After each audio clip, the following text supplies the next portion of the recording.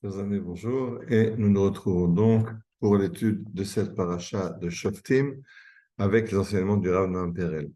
Alors, la paracha de Shoftim nous parle des institutions nationales, elle nous parle du roi, du prophète, des juges. C'est quelle actualité? Et donc, on va commencer par le verset, comme d'habitude, Ki tavo el haaretz asher Adonai Elohecha noten lach, v'irishta v'yashavta ba. Quand tu arriveras dans le pays que Dieu te donne en héritage et que tu t'y installes, et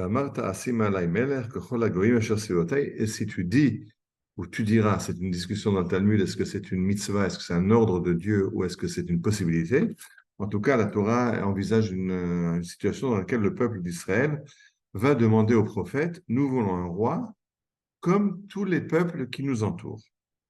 Et alors la Torah te dit, dans ce cas-là, Som tasim alecha melech, asher yivchar Adonai Elohecha bo, tu choisiras un roi, tu nommeras un roi que Dieu aura choisi, Mikireb achecha tasim alecha melech, tu le prendras parmi tes frères, ce ne sera pas un étranger qui ne fait pas partie de tes frères, Rak lo yarbel osusim, et alors viennent trois mitzvot, trois commandements pour le roi, il n'a pas le droit d'avoir une grande cavalerie, parce que les chevaux à l'époque viennent d'Égypte, de peur qu'ils ramènent le peuple en Égypte. Velo yarbelo nashim, velo sur le vavo. Il n'a pas le droit d'avoir un grand harem. À l'époque, c'était l'habitude de faire des mariages politiques, d'avoir de très très nombreuses femmes.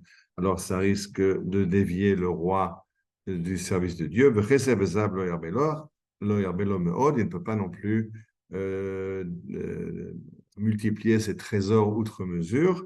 Et en plus, il doit écrire un rouleau de la Torah, en plus du rouleau que chaque juif est censé écrire pour lui-même.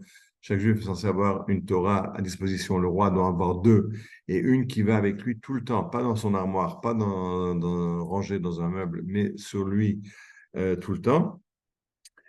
Et sur ce verset, le Rav Perlou nous amène un midrash. Uve Torato yehege yomam balayla. Amar Rabbi Shimon, Av lo limdo, Rav lo ayalo, me'echan lamad Torah. Alors, question que pose Rabbi Shimon Bar Yochai, Abraham Avinu, Abraham, notre ancêtre, notre père, n'avait pas de maître pour lui enseigner la Torah. Alors, d'où a-t-il connu Dieu? D'où a-t-il connu la Torah? Et la Zimeno Kadosh Baruch Hu, Shtek liotav kemin shne rabbanim. Et le midrash est incroyable. Il dit c'est les reins. Ces reins se sont transformés en rabbins. Ce sont des reins rabbins qui lui enseignent la Torah. Les grains coulaient de la Torah et lui enseignent la Torah. Et le Midrash apprend ça d'un verset. Avarech et Adonai asher yatzani efirot ki yisruni ki liotai. Je rentre pas dans les détails. On sait qu'on parle donc des reins qui enseignent la Torah à Abraham Avinu. Le rein, c'est la fonction vitale numéro un. C'est celle qui purifie le sang, qui permet la vie. Et donc, c'est-à-dire que Abraham avait la Torah infuse. Il la sentait par lui-même. Il n'avait pas besoin de rabbin extérieur. De la même façon que le prophète nous enseigne, Ishaïaou, si je ne me trompe pas, que arrivera le moment où l'oïl medou ish et achiv ish et reu Torah, qui kulam yedouoti le miktarim ad godlam. Il arrivera un moment où on n'aura plus besoin d'un maître pour nous enseigner la Torah, parce que tout le monde saura la Torah. La Torah sera dans la nature de l'homme, dans la nature du juif. On n'aura plus besoin de passer de nombreuses années à la yeshiva pour apprendre. De quoi s'agit-il? Alors, le Rav Noam Perel a une explication que je pense est incroyable dans la situation dans laquelle nous nous trouvons. Il dit, de façon naturelle, l'homme a en lui les ressources de comprendre comment évoluer dans le monde. Alors, Abraham, créé par Dieu, ressent la Torah par lui-même, n'a pas besoin d'un maître qui lui enseigne la Torah. Dit le Rav Noam Perel, même chose pour un roi.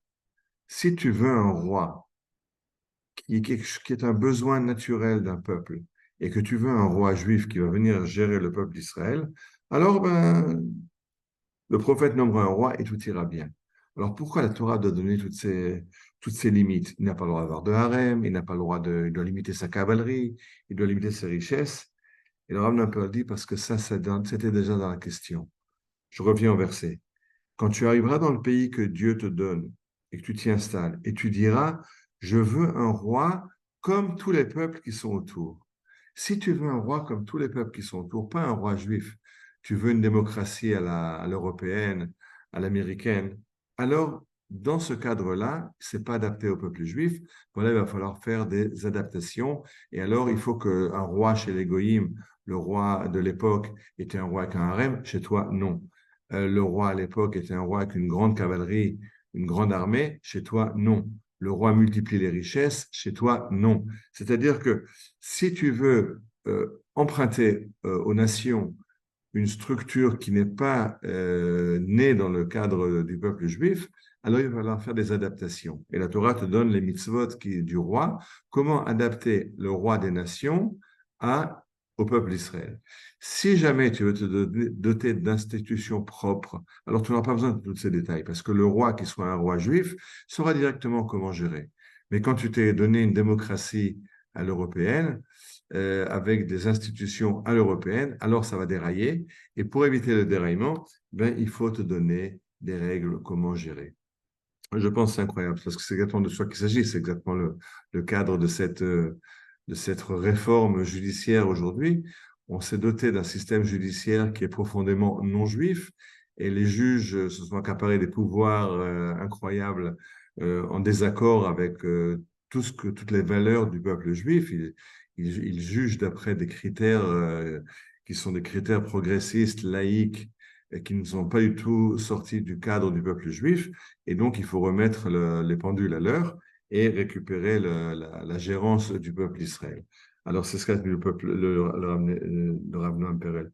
רק כאשר מאמץ אדם כלים, תפיסות ותבניות מן החוץ, מחויב הוא בהעמסת אין ספור סייגים. Si tu prends des valeurs qui ne sont pas des valeurs profondes, mais des valeurs que tu as empruntées au Goïm, alors il va falloir les adapter pour qu'elles s'adaptent au peuple juif. Si tu prends des, des institutions qui sont profondément juives, tu n'auras pas ce problème-là. Le roi David n'a pas eu besoin de limites. C'était le roi que Dieu avait choisi, qui savait exactement conduire son peuple comme Dieu l'entendait. Si tu veux un roi, tu veux des institutions qui n'ont pas été adaptées au peuple juif, alors il va falloir jouer des adaptations. Voilà. Shabbat Shalom et Bezrat Hashem à la semaine prochaine.